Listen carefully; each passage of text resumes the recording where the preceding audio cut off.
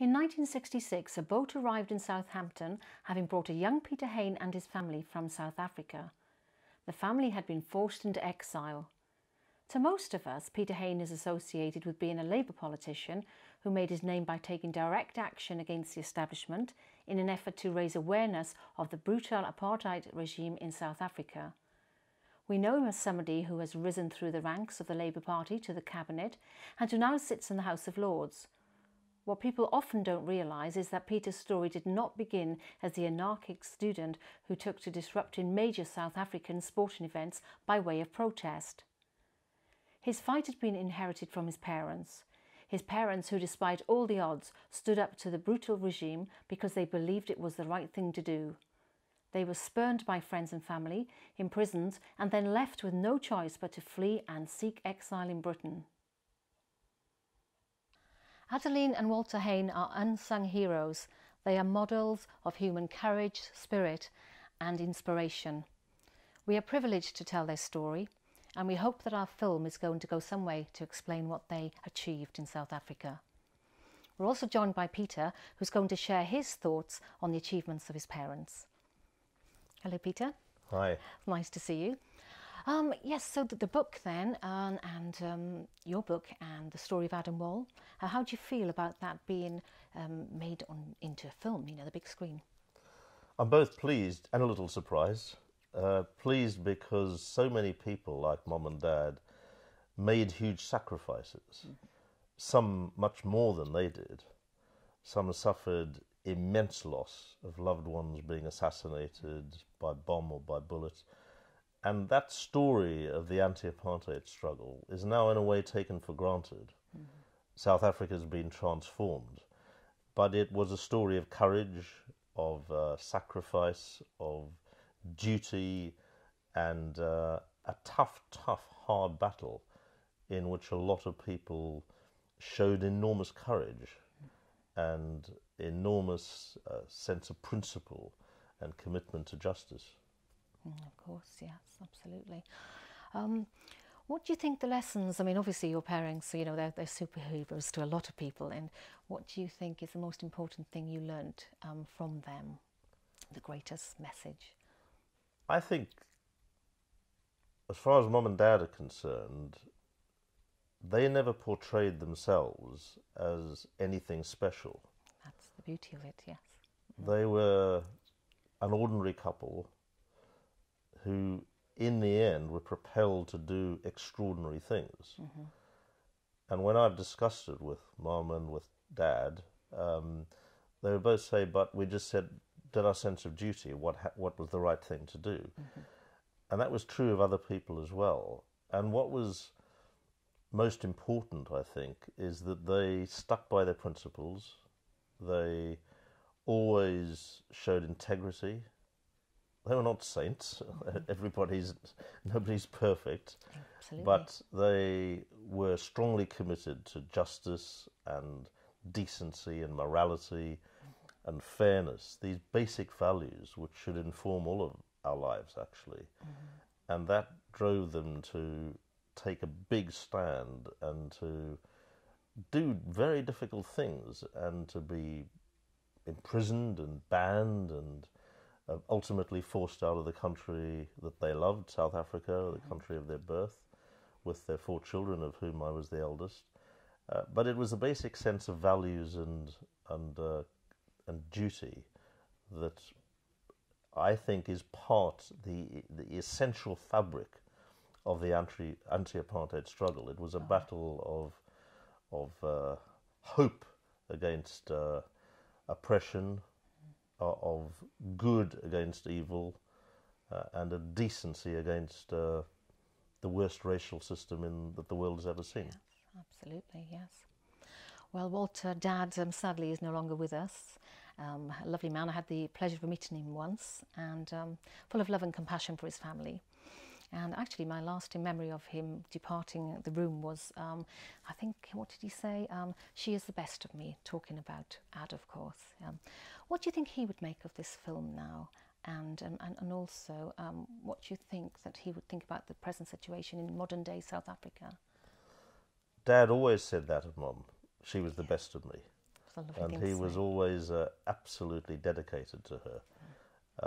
And in a way, that is their story of an inseparable couple who stood together in times of tremendous adversity, being jailed, being issued with banning orders, forced into exile, taking a stand.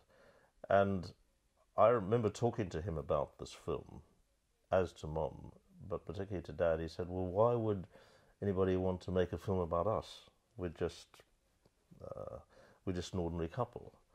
But at the same time, he was proud, and Yes.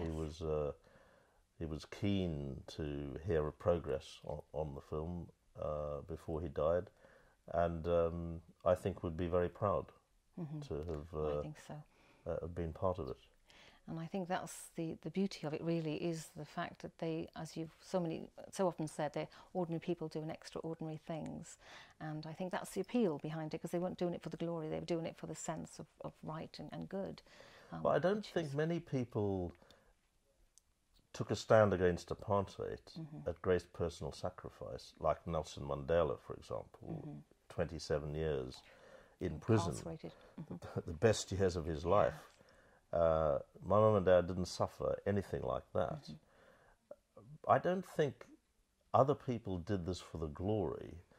What I think is particularly striking, and I, in a sense, only really understood this writing the book, and well, about my parents' struggle against apartheid, is that neither of them came from very political backgrounds. A lot of the white activists, who were a tiny minority, an infinitesimal but important minority of the total white population in South Africa, which simply went along with apartheid, but some of the principal actors, the Ruth Firsts, the Ronnie Casserols, the Joe Slovos, the Hilda Bernsteins, the Carnesons, all of those people came from a background of parental involvement in radical politics, maybe the Communist Party, maybe other forms of politics. What's striking about my dad is that that was not the case at all. And it was true of Mum as well. Her dad had been active in white South African politics, but not in anything that could approximate to the radicalism that the anti-apartheid struggle became. So I think that's what's distinctive about their story and that of others like them. Yes, of course, yeah. Well, it would be nice to think that nobody's doing it for the glory, you know, and that within us all there is that sense of right and wrong and what should be done. So that's great.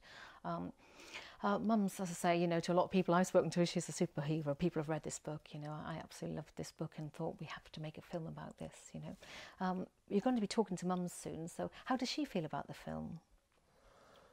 Well, I think Mum, like Dad, felt, why us? Why me? Yeah. Shouldn't the film be made about somebody else? But in a way, and I guess this is the reason that you decided to do it, is that it tells a story that a lot of people could probably relate to more easily than they could to somebody who is just an absolute hero like Nelson Mandela, who you admire, who you can't begin to understand how he showed such leadership, showed such courage, showed such sacrifice, and when he came out of prison showed such humility and lack of vengeance. So in a sense, he's on a kind of platform right up there in the sky. Yeah. Whereas I think for my parents, most people, when they hear the story, can maybe imagine possibly themselves in that situation, whether they would have shown the same steadfastness or the same sense of courage or the same willingness to sacrifice. Yes, yeah. Not everybody would be prepared to step up to the plate, exactly. So it's wonderful that they did that. What would you want the lasting legacy of your mother to be? Well, I'd want both my mum and dad's legacy to be that they made a difference.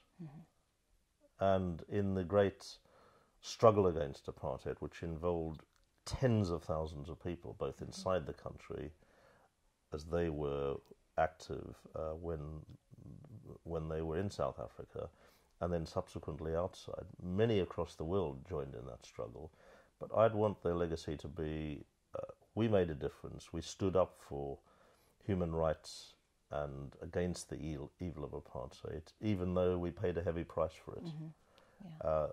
And I think in that sense to be seen as not so much role models, but as examples for other people to look up to. Exactly, yes. And what's your view of modern-day South Africa now? My view of South Africa today is a mixed one. On the one hand, I'm thrilled at the transformation from the horror of apartheid. When I go to South Africa, as I do regularly, and this is very true for my dad as well, and for my mum, just excitement at the complete, it's as compared with night and day as to what it was. People are walking about in freedom instead of not being allowed to sit on this park bench or not allowed to travel on that bus because they happen to have a black skin. All of that's gone. You can't imagine living in that kind of environment, can you really? Yeah, but the majority of South Africans did, because they didn't have white skin. So it is in many respects very exciting, beautiful to see, and also to know that in a small way, our family, principally my parents, but myself and others, and the other my brother and sisters as well, made a contribution to that. And I think that's a great feeling. Oh yes, you were all part of that fight. The leadership of the country, particularly more recently in the period since 2010, has not lived up to Nelson Mandela's legacy or the principles of the freedom struggle for which my parents stood. And that heritage needs to be rediscovered. Yes, that's and there are strong forces within South Africa determined to ensure that that is the case. Oh, and that's good, yes. And long may that continue. It's been wonderful talking to you. It's a pleasure. Yes, and we're looking forward to seeing the film now. Thank you for talking to us.